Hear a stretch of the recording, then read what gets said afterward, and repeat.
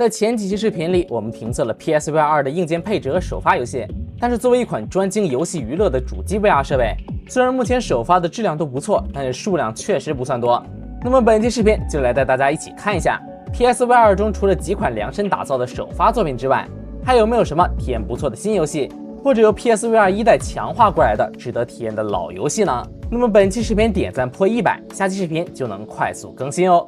首先我们先来看几款 PSVR 2的新游戏。那么第一款游戏是一部主打旅游观影以及皮划艇竞赛的作品《皮划艇 VR》。这款游戏的画面水平，我个人认为是相当不错的。挪威、南极洲、哥斯达黎加等不同的场景，在不同的时间段以及不同的天气的表现都相当不错。虽然每个单独的场景范围都不算大，但是对于景色的优质还原以及各种各样神奇的互动演出，都绝对能够让你值回票价。同时，游戏对于 3D 音效的使用也相当出彩。在暴风雨天气时，轰鸣的雷声、波涛汹涌的海水以及倾盆的暴雨，都在音效及视觉层面上有着非常不错的呈现。在硬件适配上，游戏也用到了手柄的 HD 震动以及头显震动。虽然硬件反馈的适配效果算不上精彩，但也足以达到提升代入感的作用了。玩法上，游戏主打的是皮划艇竞技以及漂流旅行，玩家只需要使用2只手柄模拟一整根船桨，通过不同幅度的入水以及划水力度来控制皮划艇。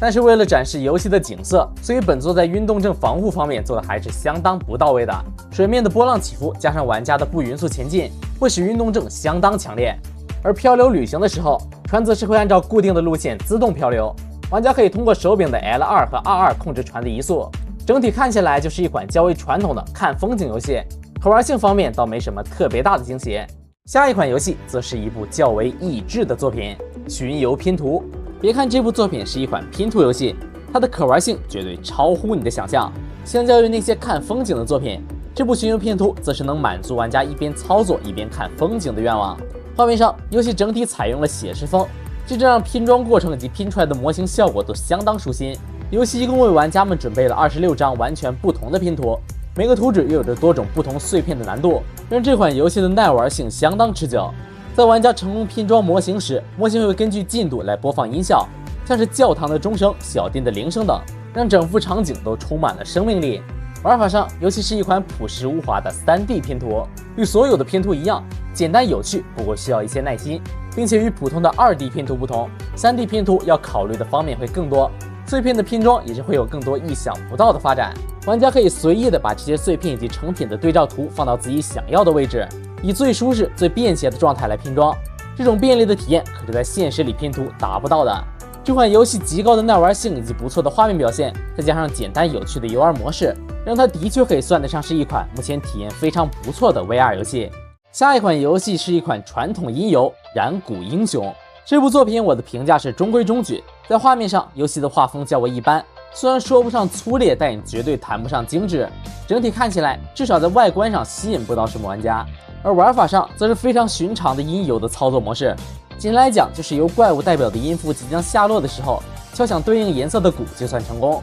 整体上也是为了提升可玩性，采用了各种各样的排列组合。但是游戏的抓握键被映射在了手柄的 L1 与 R1 上。就像我之前评测硬件时说的，这2个按键较硬，所以手感会相当的差。无论你是手大还是手小，这2个按键都没有什么舒适的握持区间。一旦你在游戏中一不小心没按住，那么鼓槌就会自然脱落。想要再次拿起，就必须把手伸到后背，但是在这时候，你的节奏就已经被打乱了。虽然体验上的确是会给你一种在玩架子鼓的感觉，但是游戏的交互显然还是有些不尽如人意的。如果以后可以把抓握键映射在 L2 和 R2 上，那么这部作品的游玩体验肯定会被提高一个档次。下一款游戏是一款十分有意思的交互游戏《寰宇高中》。这款游戏的表现同样精彩。在游戏中，我们要在这所神奇的学校参加各种活动，虽然有着主线剧情，但这体验却并不线性。在画面上，游戏有着相当可爱卡通的画风，这种画风我经常在美漫里见到，但是具体一点我确实叫不上名字。有知道的朋友可以在弹幕或者评论区为我补充一下。画面中无论是人物还是场景都有着极高的统一性，并且在特效表现上也非常出色。可能唯一美中不足的就是这款游戏它不支持中文，但是恰好文本量它又不小，所以想要了解主线的玩家，我更推荐大家用 PC 机型游玩。在玩法上，游戏有着一套非常时髦的化学玩法以及极强的特效反馈。对于 PSVR 2头显以及手柄的适配，我都相当满意。双手释放不同的能力，对于场景及角色都会有不同的互动，甚至两个手中不同的元素也可以相互作用，产生新的效果。我个人对这种神奇有趣的特效是最没法抵抗的。但就我个人来说，虽然听不懂他们在说什么，但依旧可以玩得很开心。那么接下来的几款就是由 PSVR 1代强化而来的 PSVR 2游戏了。首先是一款动作音游《暴走甲虫》。和前面的染谷英雄不同，暴走甲虫的视觉表现力以及玩法都要更加的突出。对于设备的适配，在我个人来看也是合格的。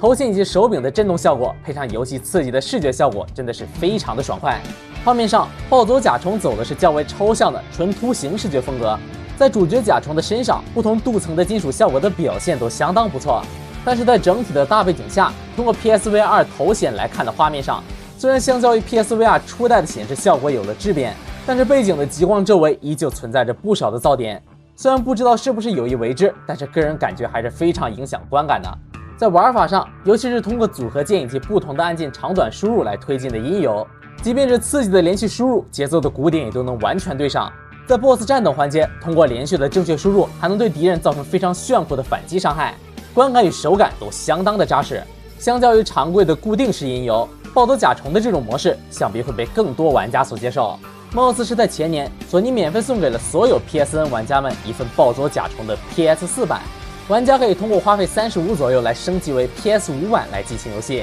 如果正好你的库里有，那么这部作品还是非常适合拿来体验一下的。下一款游戏是一部冷兵器对决的游戏《剑士 VR》。这款游戏相较于 VR 1的分辨率会更高，并且加入了多种的抗锯齿方案。不过更改这些选项会让游戏的分辨率肉眼可见的变得非常糊。所以我个人的建议是，有锯齿也不用管，动起来你就不会去注意到了。画面上，游戏的水平中规中矩，没啥特别值得说的。相对的，这款游戏其实除了分辨率变高以外，整体的表现形式完全与 PSVR 1代持平。不过也是好在这款游戏的 PS4 版可以免费升级为 PS5 版，操作玩法上也没有因为设备的进步而发生什么变化。与初代的体感手柄类似，由于2代的追踪方式变了，所以在游戏时自由度会更高，不会频繁的丢失追踪。但是身为一款 PSVR 2代的游戏，无论是手柄还是头显都没有对应的适配，体验起来还是相当一般的。刀光剑影的画面表现并没有实际反馈到玩家自己的手里，所以我个人并不是非常推荐。玩法上也就是一款体感互砍的游戏，玩家需要独自清理不断出现的敌人，带给玩家的体验也只有单纯的爽感，仅此而已。本期最后一款游戏的推荐位留给大家排个雷，这款游戏就是《烟中之歌》。